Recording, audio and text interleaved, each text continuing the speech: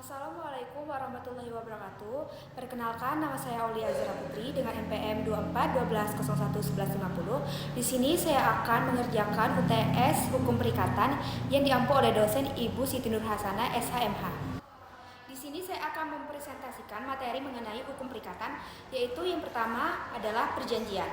Menurut pasal 1313 KUH Perdata, perjanjian adalah suatu perbuatan dengan mana satu orang atau lebih mengikatkan dirinya terhadap satu orang lain atau lebih. Perjanjian adalah kesepakatan antara dua belah pihak atau lebih untuk menimbulkan akibat hukum, yaitu timbulnya hak dan kewajiban bagi masing-masing pihak. Contohnya perjanjian jual beli, sewa menyewa, pinjam meminjam. Selanjutnya adalah perikatan. Menurut pasal 1233 KUH Perdata, tiap-tiap perikatan dilahirkan baik karena persetujuan maupun karena undang-undang. Perikatan adalah hubungan hukum antara dua pihak, di mana satu pihak debitur berkewajiban untuk melakukan sesuatu terhadap pihak lain, yaitu kreditur. Jika lahir karena persetujuan, contohnya perjanjian jual beli. Perikatan jika lahir karena undang-undang, contohnya kewajiban mengganti kerugian karena perbuatan melawan hukum. Materi yang ketiga yaitu wan prestasi. Wan prestasi adalah kegagalan debitur memenuhi kewajibannya sebagaimana diperjanjikan. Bentuk-bentuk wan prestasi sebagai berikut. 1. Tidak melakukan apa yang dijanjikan. 2. Melakukan tetapi tidak sesuai dengan perjanjian. 3. Melakukan tapi terlambat. 4. Melakukan sesuatu yang seharusnya tidak boleh dilakukan. Akibat hukum wan prestasi adalah kewajiban membayar ganti rugi termuat dalam pasal 1243 KUH Perdata. Yang kedua, dapat dibatalkan perjanjiannya. Yang ketiga, dapat disertai bunga atau denda sesuai perjanjian.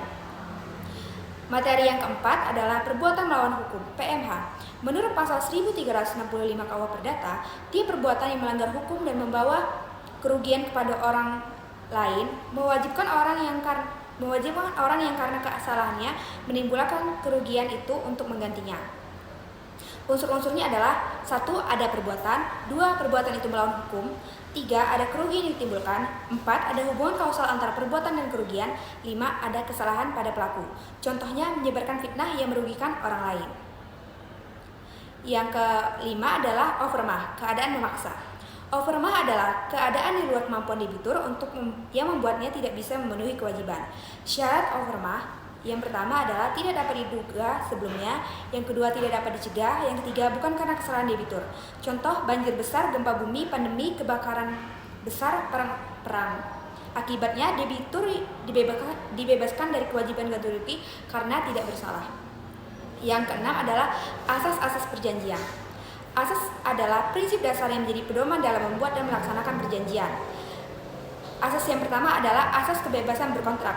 Pasal 1338 ayat 1 KUH Perdata. Para pihak bebas membuat perjanjian apapun sepanjang tidak bertentangan dengan hukum kesusilaan atau ketertiban umum. 2. Asas konsensualisme. Perjanjian sah cukup dengan kesepakatan, tanpa perlu bentuk tertulis kecuali ditentukan dengan undang-undang. 3. Asas pacta sunt servanda. Perjanjian yang dibuat secara sah berlaku sebagai undang-undang bagi para pihak. Yang keempat adalah asas itikat baik, yaitu perjanjian harus dibuat dan dilaksanakan dengan jujur dan saling percaya. Asas yang kelima adalah asas kepribadian. Perjanjian hanya mengikat para pihak yang membuatnya, bukan pihak ketiga. Pasal 1315 dan pasal 1340 KUH Perdata. Pasal 1320 KUH Perdata, syarat sahnya perjanjian. Pasal ini mengatur 4 syarat sahnya perjanjian. Dibagi 2 kelompok besar, yaitu syarat subjektif, yaitu sepakat mereka mengikatkan dirinya. 2. Cakap untuk membuat perjanjian. 3. Jika dilanggar, perjanjian dapat dibatalkan. Syarat objektif. 4. Suatu hal tertentu objek jelas. 5. Sebab yang halal. Tujuan tidak bertentangan dengan hukum, kesusilaan dan ketertiban umum. 6. Jika dilanggar, perjanjian batal demi hukum.